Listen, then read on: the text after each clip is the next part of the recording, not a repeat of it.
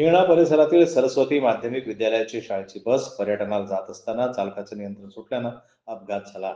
बस रस्त्याच्या बाजूला असलेल्या खड्ड्यात खाली कोसळली. या विचित्र अपघातात एक विद्यार्थी ठार झाला तर 8 ते 10 विद्यार्थी गंभीर जखमी झाले. हा अपघात मंगळवारी सकाळी 10 वाजताच्या सुमारास झाला. जखमी विद्यार्थ्यांना एम्स रुग्णालयात दाखल करण्यात आलं. लोकांनी अपघातग्रस्त बसमधील विद्यार्थ्यांना मदत केली.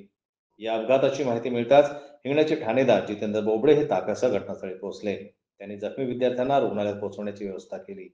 अपघात होताच रस्त्याने जाणाऱ्यांनी गर्दी केली, त्यामुळे रस्त्यावर वाहनांची गर्दी झाली होती आणि यामुळे वाहतूक देखील विस्कळीत झाली. सरस्वती माध्यमिक विद्यालयाच्या 5 बसेस विद्यार्थ्यांना घेऊन वर्धा जिल्ह्यातील बोर धरणला जात होते.